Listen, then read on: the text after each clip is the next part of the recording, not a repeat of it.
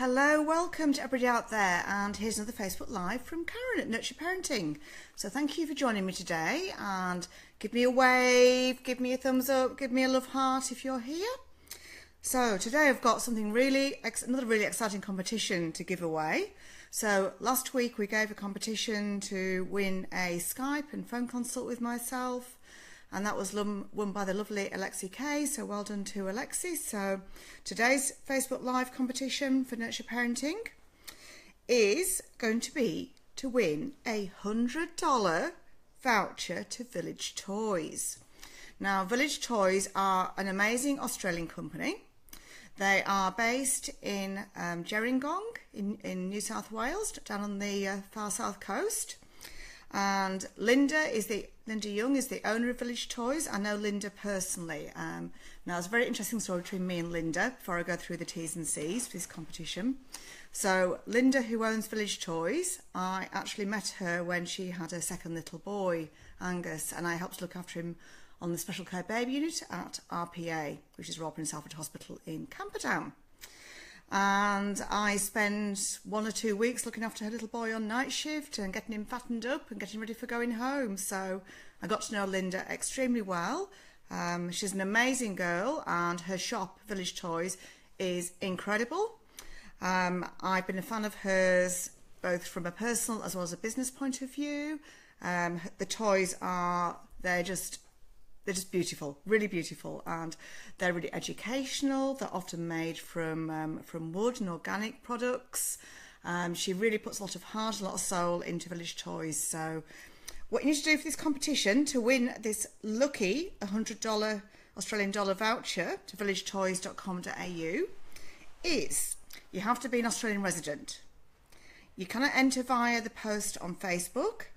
Your entry is only possible via a like of the page of Village Toys. Now, their Facebook page is facebook.com/Village Toys. And also like the Facebook Live broadcast where I'm answering your questions, not this post. So the actual Facebook Live broadcast. And by entering, you accept the full terms and conditions, T's and C's for the competition that can be found at the link on the Nurture Parenting Facebook Live post. So, just to recap, it's an entry for Australian residents only. You must like the Village Toys Facebook page. You must like the Facebook Live video post. It doesn't include free shipping, and the full entry info, including a list of T's and C's, terms and conditions, will be posted to the comment section of the Facebook Live video post. So yay! Yay for Village Toys and Linda, and I'm absolutely thrilled, and I can't wait to announce the winner next week. And you must enter this competition by Friday. We will post when it's actually closed. So yay! Laura, thank you, Laura, for liking their page. Much appreciated. So we're sending lots of love out to Linda today and Village Toys.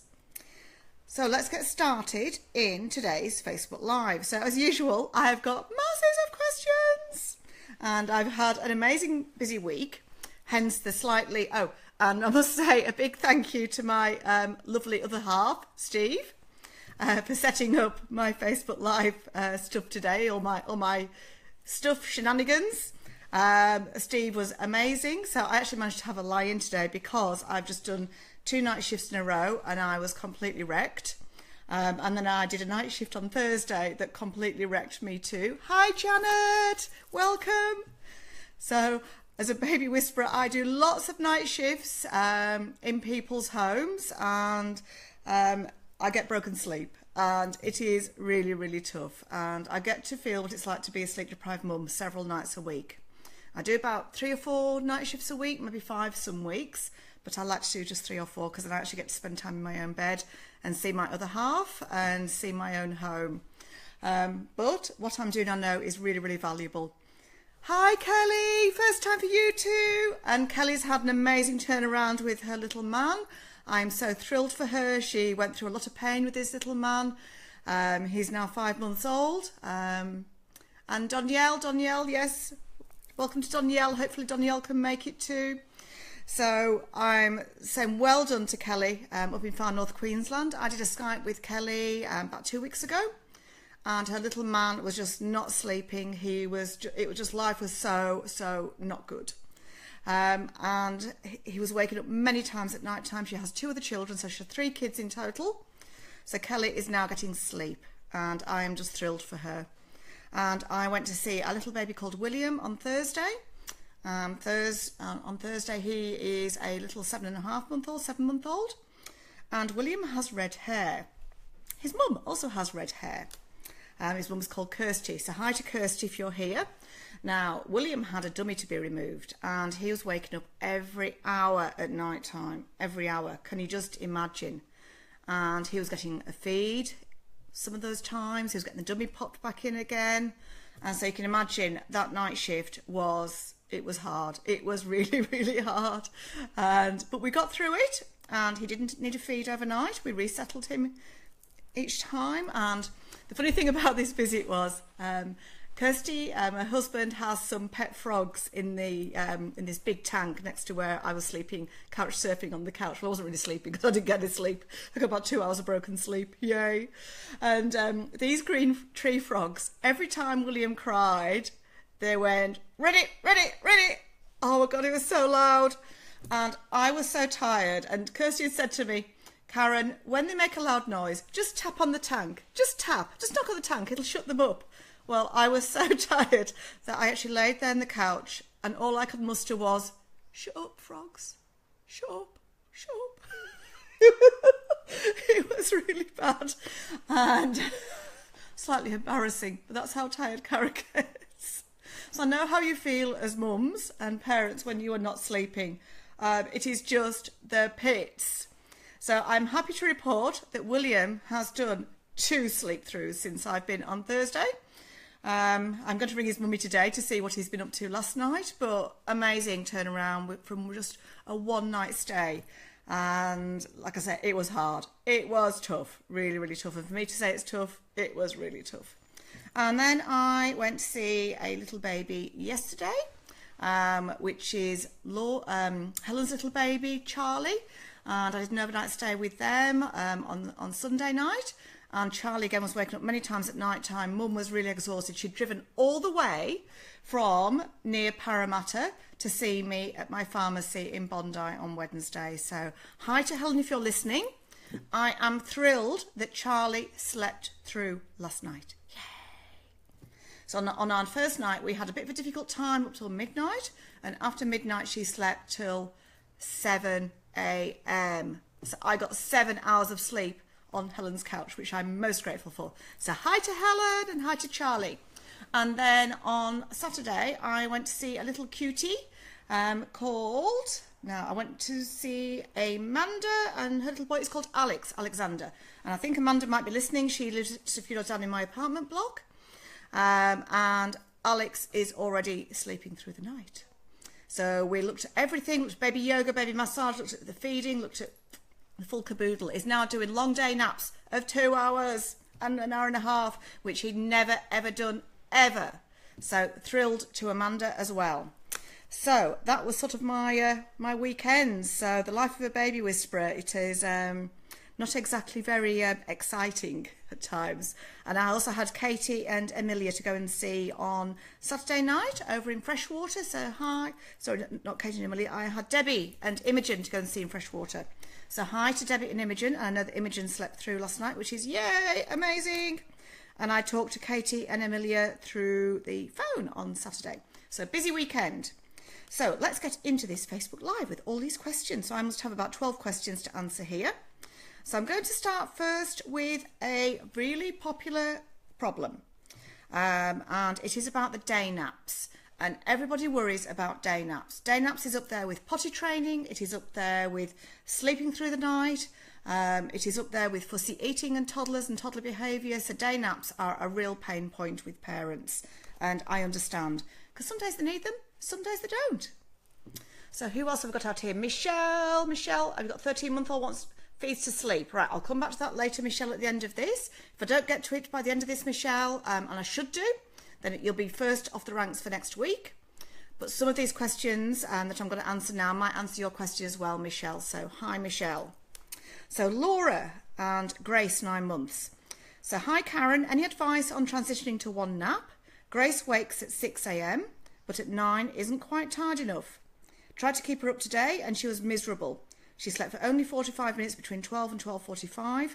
Can't get her back to sleep. She's 14 months. Can you wave your wand at me? And as most of you know, I have a magic wand.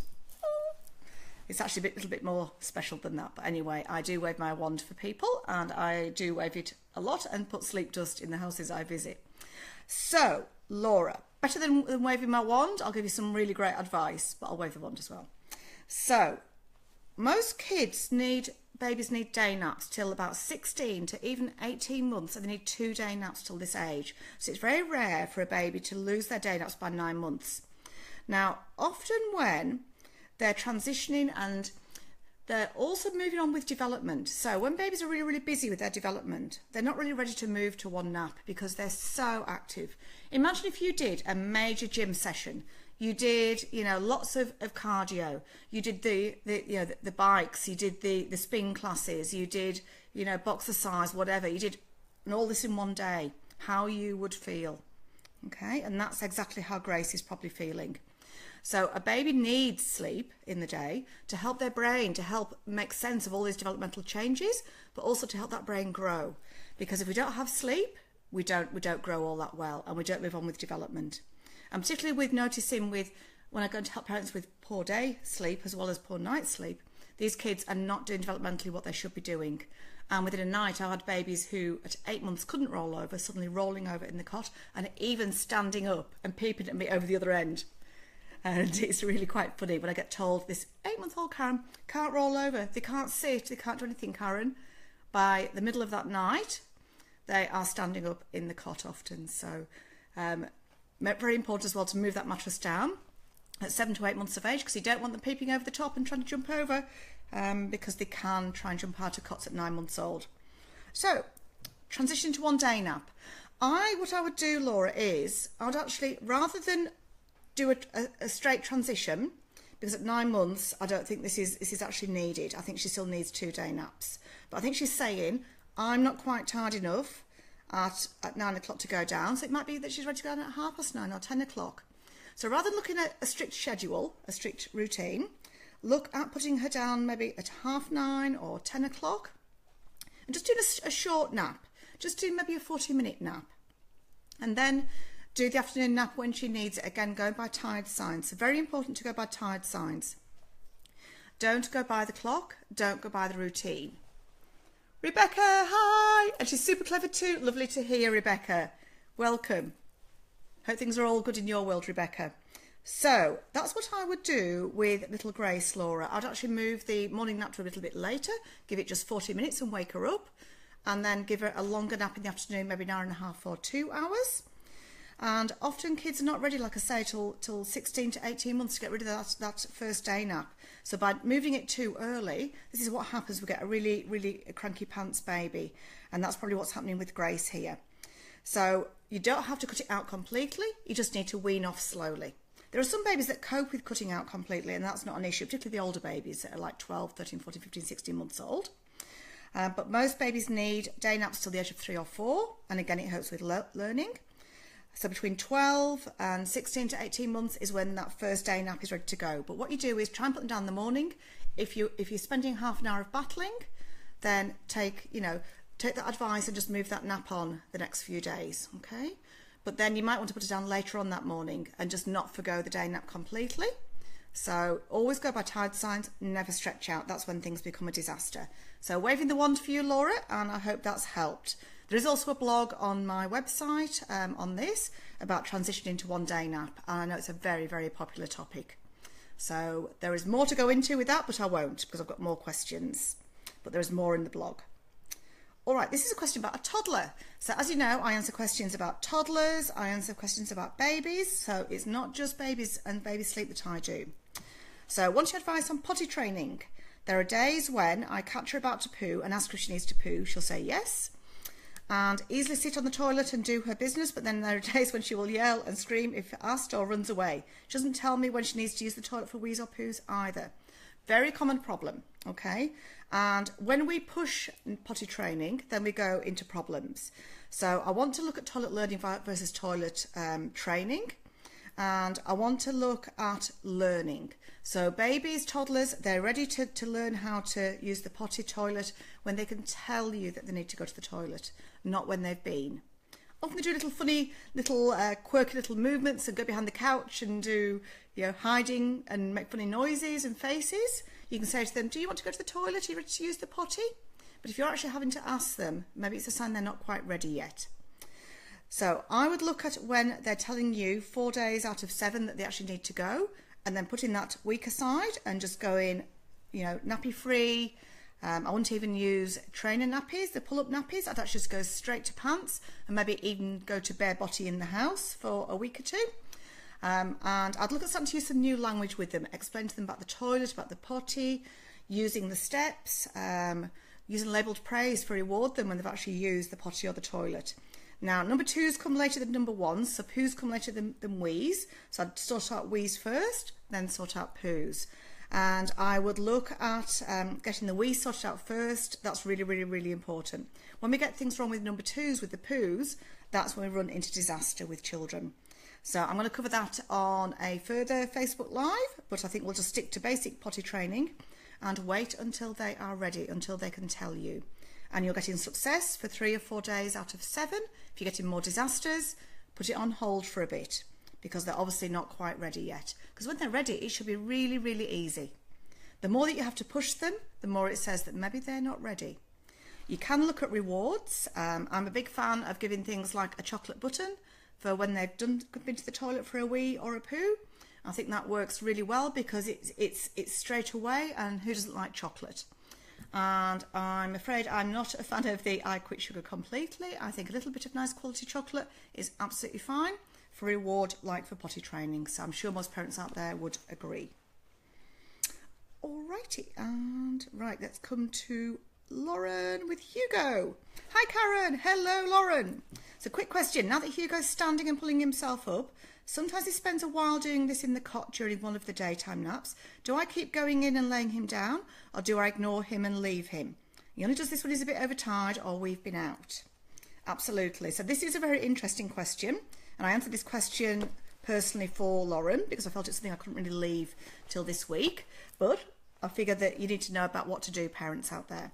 So I get many questions about babies sitting or standing in cots. What shall I do? Do I lie them down? I'm a fan of actually not lying them down, because when you do that, it creates this learned helplessness. So I actually want them to come down by themselves. And even if you need to sit there by the cot while this is allowed to happen, that's what you need to do.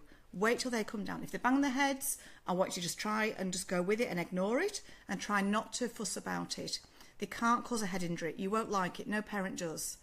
William the other night when I was sleep training him, he banged his head so many times on that cot, and I don't know how he didn't get a bruise, but he didn't. Babies' heads are actually really tough, and we need to allow them to come down. Otherwise, like I said, we create this learned helplessness, so they don't know how to do it. And also as well, if you're trying to lie down an angry child who's screaming, what happens? You get a really, really, really angry child, not just a little bit angry, like major angry. So I would never, ever lie down. I'd let them come down from standing. I know some popular sleep books out there, like Save Our Sleep, etc. says lie them down 40 times. I say never, never, never. Okay, so that's my position on lying kids down in cots. So I hope that's helped all of you out there and helped Lauren. Alrighty, on now to Kim. And hi Kim Mahoney and Jalen 1 month. So Kim asked me this question last week, which I didn't quite get around to. I have a 1-month-old boy named Jalen. Do you have any solutions for getting through the witching hours, or our witching hours at 8 p.m. to 11 p.m? He just will not settle during this time. He's extra fussy and falls asleep when drinking his formula, but wakes immediately afterwards. Any advice would be much appreciated. Absolutely, Kim. Got lots of tips here for you. So I would actually look at teaching self-settling in the day and looking at getting those naps happening in the day, awake in his bassinet. Start to put him into a dark room in the day as well for his sleeps. I would look at being really careful with your bedtime, with not doing a long bath. You might even want to do your bath in the day, because then you haven't got much time before they get overtired. A massage is amazing. So I've got 2 books Kim, that are going to save your life, that are going to change your world. One is my baby massage book. It's got an embedded video inside it if you buy it on my website, in my online shop, and if you buy it via iBooks. And this massage, what it does is it helps them get to sleep quicker and stay asleep for up to an hour longer every day. So it makes a massive difference with bedtime. I know Michelle sent me a review through recently for this, and I'm a big believer. Massage is incredible. And at 1 month of age, you should be able to tolerate a little bit of a massage. You might do the full caboodle, but a little bit would be absolutely fine. But baths really soothe kids down. So if you're having a really terrible nighttime, bedtime with a witching hour, put him in the bath and actually put him onto his tummy and just float him in the bath like this till he's much calmer. And then you can finish off your feed or just put him straight down for his sleep, but don't take heaps of time over it. So from bath to bassinet, make it quite fluid. And I've been looking at getting him down earlier at night time, Kim, as well. Sometime between 6:30 and 7:30 is a much better bedtime. And I know you have enough time to do 8 and 11, but they're things that I'll be looking at. So if you get stuck, Kim, please contact me and we can do either a phone consult or whatever you need to do. If you live in Bondi or near Bondi, I do a pharmacy there on a Wednesday. But they're the things I'll be looking at, Kim. And I'll be looking at, if he's very overtired, swaddling him with his arms down by his side. And there's heaps of tips that I can give you, Kim, but you need to chat to me, love, about all these. But in the book, Help a New Mum and I Don't Know What to Do, there's all the secrets in there about what to do with the witching hour. It's only $7.99. I think it'll save you a very stressful bedtime. So hopefully that gets better, Kim. So thank you for your question. And Sandra and George, which I spoke to Sandra yesterday, but George is 1 year old and he's sleeping great at night. I went to help them when he was about 6-7 months old and he was a shocking sleeper. And recently he started to resist the nap and having massive tantrums. Now he's a boy and he's been through that separation anxiety. So what Sandra actually needs to do is to sit, and I've talked to her yesterday, is sit with George and sit by the cot, pretend to be asleep, put a hand in, and let George have his little moment. By day 2, it'll become really, really peaceful. And each week, move your chair a foot away. But George, we need to sit by the cot with him just to de-escalate everything. So often parents think, I don't want to be sat by that cot. I don't want to give in to my child. Well, actually, you actually need to give in to your child to sort this out. And it's not giving in, it's helping them. So it's how you look at stuff, you know? And I can understand why you think, I don't want to give in to them because the tantrum time and their nap time is precious to you. But by doing this for a day or 2, it'll just de-escalate everything. And within a week, I think you'll have a peaceful time with little George, Sandra. So hopefully things have been much better today for you, Sandra. So hi. So Miranda Jane, and she's got a 3-month-old boy called Teddy. Now I'm talking to Miranda soon about her little boy. I'm actually going to go around and help her. But he's using the boob as a human dummy. And he breastfeeds all night long. I know he's child number 3. This is a really common thing, and you know, babies have a big sleep association with the boobie. It's comforting. It puts them off to sleep because it's really high in tryptophan. It's that thing that puts you to sleep and helps you stay asleep. But what we need to do is, rather than feed them to sleep, is start to put them down slightly awake in the bassinet. But it's looking at timing, and again, we often get our timing wrong. So it's looking at tired signs and putting them down when they look properly tired but not feeding to sleep. So we need to do a bit of feed, play, sleep. With a young baby, feed, play, feed, sleep. After 3 months, I'll be moving to feed, play, sleep. But I'll be looking at doing floor time to work out when the tired signs are. I want to see 5 or 6 tired signs. I don't just want to see 1. So really important. And I know that I've discussed this in a previous Facebook Live, but tired signs are the key to getting them down at the right time and getting a long nap as well. Otherwise you end up with a cat nap or you end up with an overtired baby.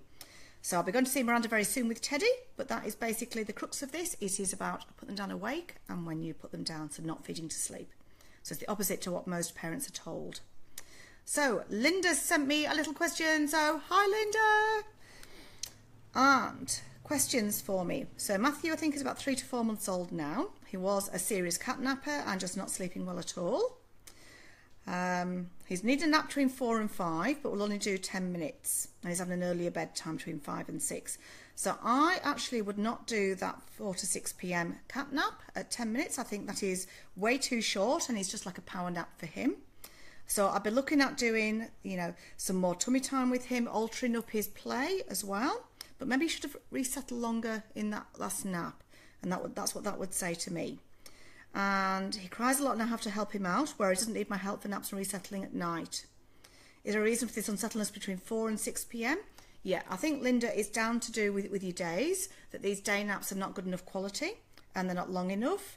And it's all to do with the timing again. So I think that's why you're having this awful 4 to 6 p.m. time. And otherwise this could become a real big habit. So I'll be looking at sorting out those day naps at the start of the day, and then that will improve things at 4 to 6 p.m. Right, Matthew is now constantly rolling onto his belly once he's put in the cot. He can roll onto his belly but can't flip himself back to his back yet. Is it okay for him to sleep on his belly? How do I know if he's crying to settle himself or if he wants me to move him back? How do I help him settle if needed now that I can't put my hand on his chest? Really common problem. All right, so I trained as a midwife pre-SIDS, pre-cot death information, pre-back to sleep campaign. So I am actually quite old. So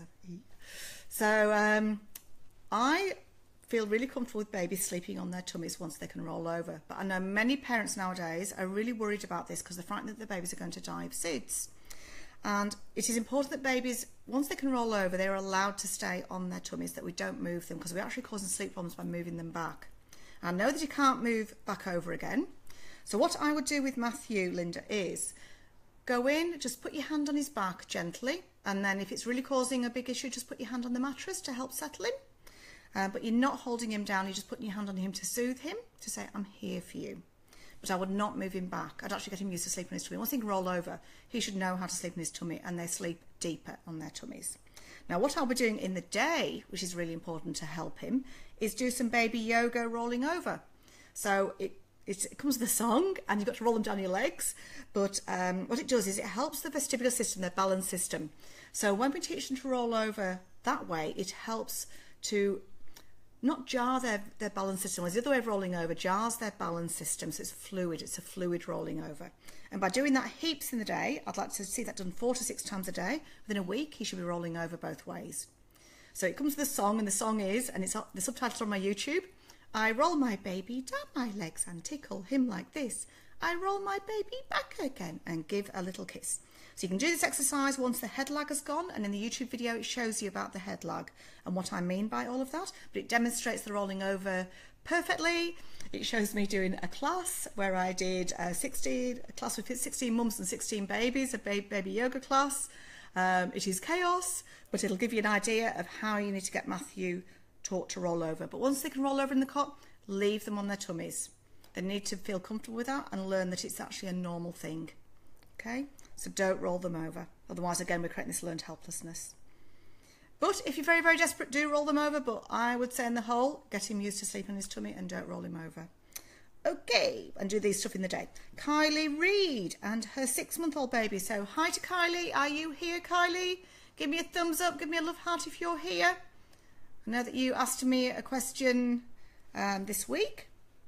So what Kylie says is she has a nearly 6-month-old. And this 6-month-old has been waking every 30 to 90 minutes at night for the past 2 months. Eek. I feel for you, Kylie. That is really, really hard. I'm at breaking point, and I'm sure you are, Kylie. He will only go back to sleep if I breastfeed him, which has led to a feed to sleep association. How do I break this with minimal tears? Please help. So I've said to Kylie to ring me. So I've given you my phone number, Kylie. And this might be really hard for you to break yourself if you're so exhausted. It often takes me to come in to help, because I obviously get sleep a couple of nights, at least 2 or 3 nights a week. And also I get to have a lie-in every now and again, which I got this morning, which was like fabulous. And I needed it. I was just spent. And you can tell by my voice how tired I've actually been this week. So I apologise for the voice. So you need often somebody to help you to break this cycle. So we need to look at doing this in a really kind way for you, Kylie, as well, because you asked how do I break this with minimal tears. I do a method called parental presence, which is where I stay by the cot. But I read cries like most people read music or read books. I have this very intuitive ear that I know what babies are saying to me. And I will teach you when to take them out the cot, when to leave them, when they're likely to resettle. So it's almost like I have a crystal ball and I can actually read what that baby is saying. And I don't get it wrong. I can make it really easy for you, Kylie. So it is about learning when to go in, when not to go in. And I did 2 years of filming and audio, which eventually is going to go into apps and go into teaching aids. But at the moment I use that on my phone and Skype consults. I use it on my home visits as well. And I use it at Basker's as well at the pharmacy, because I teach you what is okay, what is normal, what is not normal, okay? So it's learning to know what is stress. And on night 1, you're probably going to get a little bit of stress, Kylie. And by night 2, it can become really quite peaceful. But it's about learning to read that cry properly, because that's the thing that gives you a good week with sleep training. If we don't read that cry properly and do the right thing and do the cuddles at the right time, we're not going to fix that week very well. And I think that's how I get quick turnarounds with sleeping through. Yes, Beatrix was like this. Yes, I remember, Laura, exactly. And it is about, you know, once that baby gets attended to and feels their needs are met. So by doing controlled crying, by leaving a baby to cry in the cot, you're absolutely right, Kylie. That's not going to work. And controlled crying, you know, is not right. I personally don't like it. I don't agree with it. I do a check-in method sometimes, but it's not controlled crying because I do cuddles. But most of the time I do a parental presence where I stay in the room with them. But again, it depends on the baby and it depends on the cry. I don't have a cookie-cutter approach. I do not have a one-size-fits-all. Sometimes I flit in even between methods. So I problem solve and I help you problem solve what is right for your baby. And looking at their gender, looking at their age, all these things are really important. So I will be chatting to me, Kylie, and either teeing up either a phone consult or a home visit. And I think this is the best way for you to go, Kylie. So I hope that's helped you. But within a night, I'm sure that I can give you a turnaround. Knowing that William, like I say, on Thursday night was just shocking. And Karen didn't even have the energy to tell the frogs in the frog tank to shut up. I know how tired this feels, and I know how tired I felt on Thursday night. But we turned William around and we got him there, so I can get you there, love. So have a lot of hope, Kylie. So next I'm on to Laura and Matilda. So hi, Laura. Give me a little love heart, a thumbs up if you're still there, Laura. So I know you're having problems with Matilda. And she says, save me, Karen, in capitals, exclamation mark. I'm giving Matilda a couple of weeks at daycare to see if her behaviour improves when she's not so bored anymore. But I'm not very confident it will help. I'm going through your blogs to find out what might work best for us. All right, so do you want to tell... Oh, William has slept through 2 nights now. Hi, Kirsty. I shared the frog story with everybody, that Karen was too tired to say, shut up to the frogs. Yes, Laura, I'm going to save you right now. Okay, so tell me what your big problem is with Matilda, Laura. Is it that she's having tantrums? Is she acting out? Is she attention seeking? Is she bashing her little sister? What exactly is she doing that you're really struggling with? But there are, so while you're typing away furiously there, Laura, tell me what it is. I'm going to give you a few pointers. So on my blog, and there's 400 blogs on there, I started blogging about 4.5 years ago. And, right, okay, let me just find out, Laura, what you've written there. Let me go to my little screen here. So about 4.5 years ago when I first started blogging, there's a lot of information there about toddlers and children and their behaviour. I'm actually trained in child behaviour management and how to sort out toddler and child behaviour. And I'm actually as good at my toddler and child behaviour as I am at my baby and toddler sleep. Just that I'm known more for my baby and toddler sleep. So toddler work a lot of it is about communication, how we're communicating, how they are communicating and listening and hearing. Okay. And it is what words we are using. And sometimes we use too many words. Sometimes we use too complicated words. Right, she's very me focused. Okay, Laura, let's have a little look. What is going on here? Okay, right, just let me come to below. Right, Laura. Right. Okay. Can't see the rest of your comments, Laura. Julie, if you can find me what... Aha, found it. Here it is. So Matilda's hospital stint of nearly 4 weeks. Yep, she was in for open heart surgery, which is like massive. She's been through a lot as little Matilda. And little Miss believes that everything is hers. Everything must be done her way and when she wants. She sounds like she's going to be a business owner, a CEO. I think she'll go far, Laura, but in the meantime, we do need to control this. Hi, Mercy, welcome. Hope things are all well with you. So, Laura, we do need to control this because you can't be a CEO at the age of 2 or 3. you need to take direction a little bit and have a little behaviour mould, because if it's all about me, and then none of us will be very popular in life or get very far in life. And she has a sibling. So maybe she just feels a bit threatened. She's come out of hospital, that Beatrix is still there, and she's like going, I have needs, I've been through a big trauma. But by actually reining her in, Laura, we're actually going to really help her stress that she's been through in hospital, and be really consistent. And I know that you are really consistent. Laura's a teacher, she's a primary teacher, so Laura is amazing. And Laura, she listens to everything I say. I know you do, Laura, so thank you. It's gotten to the point where she throws a tantrum, has a mental breakdown at least once every 30 minutes. In some cases, it takes 20 minutes plus to resolve the tantrum meltdown. Right, but she's a little better with being banned from the phones, computers, tablets. Yep. So what we're going to do, Laura, is I look at behaviour like a jigsaw. So we need to look at the child's game in the middle. So there's a blog on there about the child's game. And we need to do this at least once or twice a day, where we give Matilda what we call special time. And it's when that Beatrix is going to be in bed, so it's just you, her, one-on-one. And it is about not teaching her anything, it's about being with her, being attending with her. And we let her choose the game, and we say, right, today, Matilda, we're going to be having special time. You get to choose the game, and Mummy's going to sit here with you while you play, and we're just going to have a nice Mummy and Matilda time. This is very special time for me and you, Matilda. So we make a big fuss of it, and we must do it every day. We must do it at least once a day, twice a day if you have time, but be really consistent with it. Never miss a day, otherwise it'll be meltdown. Now, when she behaves herself, when she does exhibits what we call, desired behaviour, I'm going to try not to use the words good or bad, because then we get into this, the child then thinks they're good or bad. So when we see the desired behaviour, the things that we want to see more of, we do labelled praise. Excellent, Laura, liking it. So special time, like I said, key, labelled praise is next. So labelled praise is where we expect to see good behaviour, so we don't tend to make comment about them, sitting nicely and playing by themselves, and, doing things like putting their toys away, eating their dinner up, or just playing nicely with their sister, or doing a gentle cuddle with Mummy. So saying things like, oh, Mummy loves it when you give me a gentle cuddle.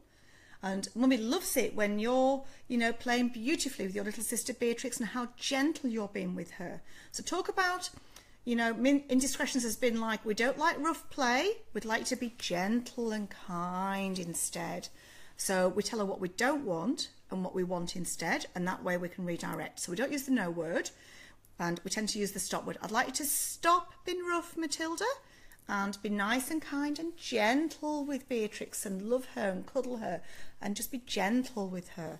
So we're actually modelling behaviour, but we're telling her what it is that we want her to do. All right, really, really important. And give eye contact, get down to her level. And when she's done it, I want you to, the first good bit of behaviour that you see that's desired, then you say to her, Matilda, oh, I love how you've been so gentle with Beatrix, and you're sharing your toys. I want you to demonstrate sharing as well. So I've got a blog on sharing, and sharing is something that even not adults manage to achieve. I have been, Jed's doing really well. Hi Mercy, really pleased to hear. So I have been accused of not sharing sometimes. I'm going to out myself again. So I once went for an Indian curry, and I like my lambuna. I don't like to share that lambuna, because that is one of the only curries, one of the only Indian dishes that I really, really, really love. And I went out to other people, and they expected me to share. I don't want their dishes. I didn't choose those dishes. I wanted my own, thank you very much. But I'm afraid they outed me, and I had to share. I think sharing is good for everybody. It's even good for Karen as well, as she rolls her eyes. So I am a little bit of a Matilda. But moulding behaviour is so powerful. But the child's game, like I say, is your glue. Labelled praise, how you give commands and instructions about redirecting. And try and avoid the no word. So it's more about the stop. I'd like to stop doing this and do this instead. Ignoring minor indiscretions. Now, when she's having a tantrum, and by ignoring, I mean just walk away, pick a book up, look at something, but just do not be near her when she does this, okay? Walk to the next room if you need to, okay? And when you're seeing little indiscretions, when things are getting a little bit out of hand, then we can either do We can either do some quiet time where we sit just down on the couch next to her and say, right, Matilda, you're getting a bit over yourself. Now we're going to sit in quiet time for 2 minutes. Once you've been quiet for 2 minutes, then you can go back down and play, okay? Then also as well, I want to look at, you know, time out as well, because I know a lot of people nowadays, a lot of professionals are not very keen on time out. I think it is needed when things have got out of hand. However, a tantrum is not time out. So a tantrum, and again, I've got a YouTube video on this, is about saying, acknowledge their emotions, saying, I can see that you're really struggling with your feelings right now, Matilda. You're feeling really angry, you're feeling really frustrated. So you give names for her emotions and say to her, I'd like, you know, I'm going to let you now calm down in your own time. So we're acknowledging and we're letting her calm down in her own time. So just walk away a little bit, but keep her safe, okay?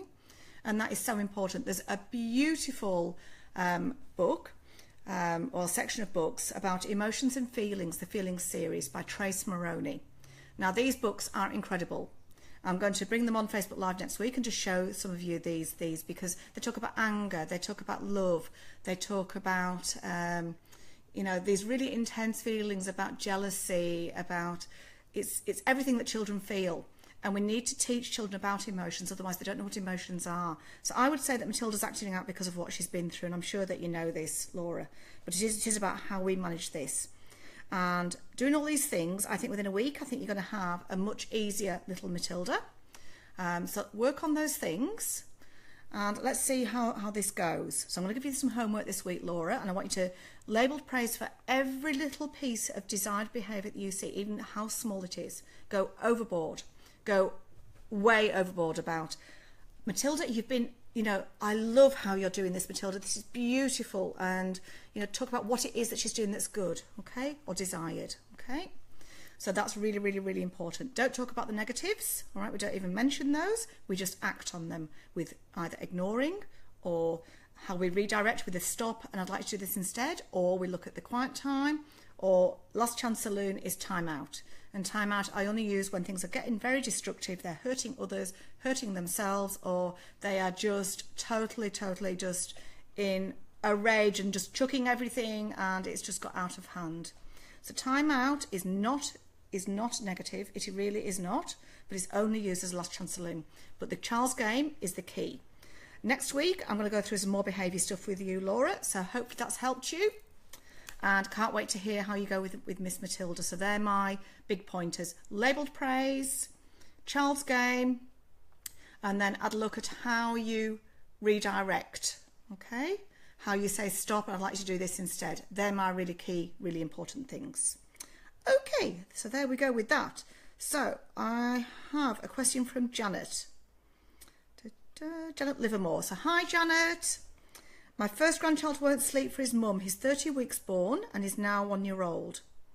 Any verbal tips you can give us here to help?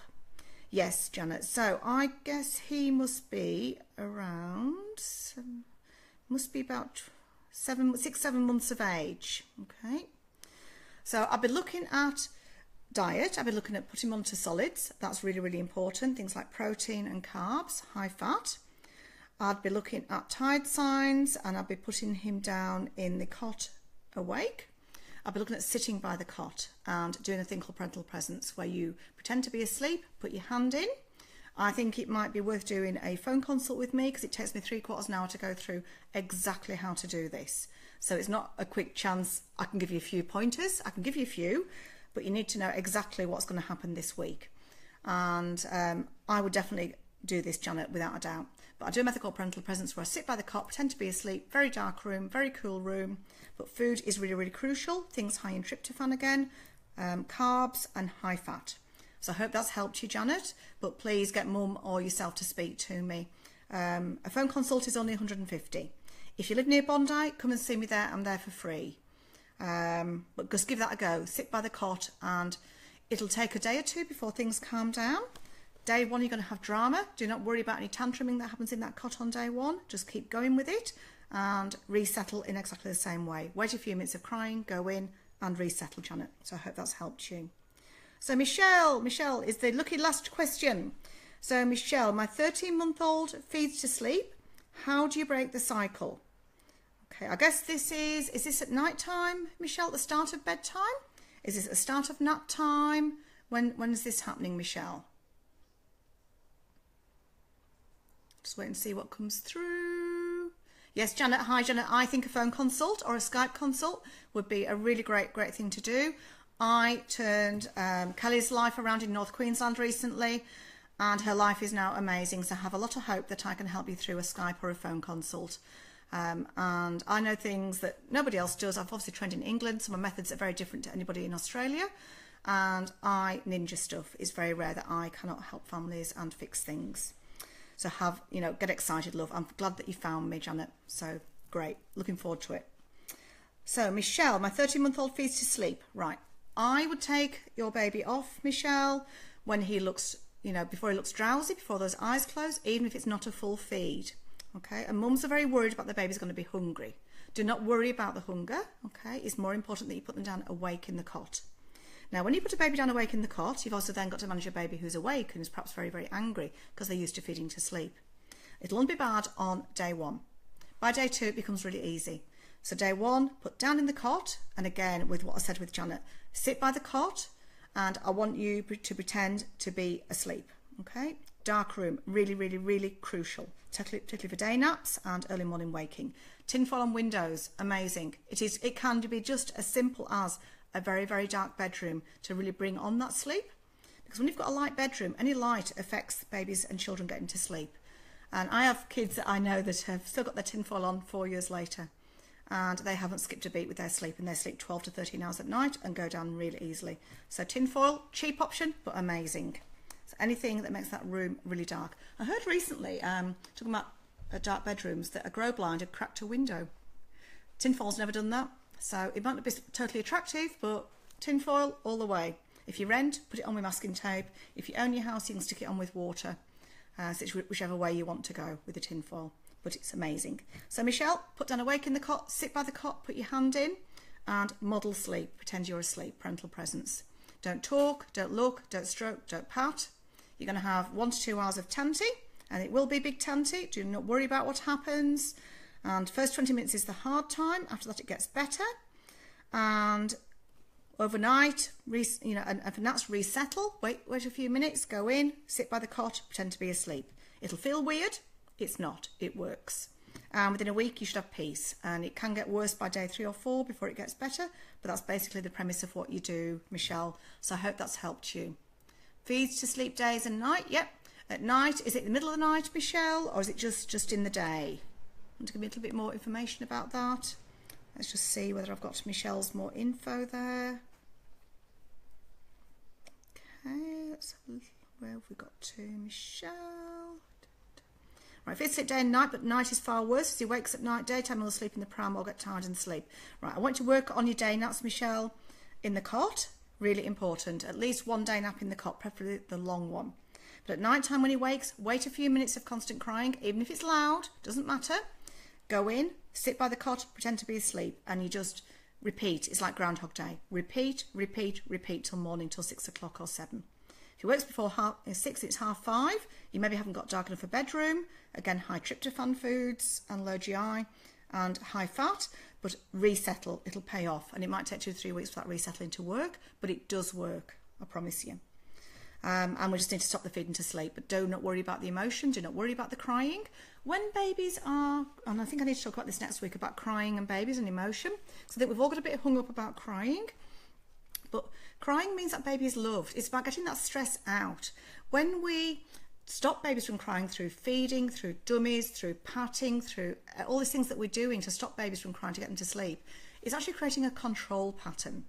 And so we are controlling their emotions. And what we're actually doing is we're actually internalising their stress. They're actually not being heard. So we need to allow babies to feel heard. And when we feel heard, we feel a lot happier. And it's the same for adults. So say in this Facebook Live, if I just started off and just said, right, Karen's going to talk about herself for a whole hour. How annoyed will all of you be? You'd be very annoyed. So that's the same with babies and children. You want to feel heard. You want to feel that your emotions, that your feelings, your thoughts are validated. Okay? So, so, so important. And this is what gives healthy emotional and mental health for life. It is the single most important thing about my job is emotional self-regulation and allowing that child, that baby, to vent, to cry, to work through stuff. No baby has ever died through crying, okay? You're with them in the room, you're helping them.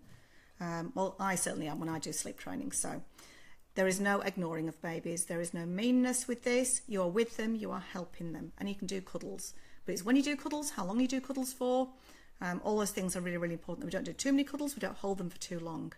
But only do cuddles on night 1. By night 2, they become a little bit, they'll work against you. But allow kids to have emotions, allow them to emotionally self-regulate. So vital. So do not worry about a crying baby. A crying baby is loved.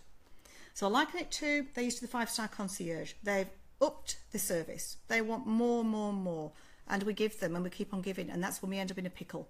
We need to just reduce that service to a level that is sustainable for us as mums, you know, and is sustainable for the baby. The toddler needs to sleep for development for many reasons. And they don't always like what we are asking them to do. And can you blame them? You know, but they need to realise that this is what needs to happen. No child needs 14 feeds at night time. No child needs to wake up 6 to 8 to 10 times at night time. But we're scared of crying because we've been frightened by the infant mental health people, by nurses, by midwives, by doctors who say, you know, it is that the crying's toxic, that we should stop babies from crying. And I hear this a lot, and I hear some very reputable people saying these things to parents.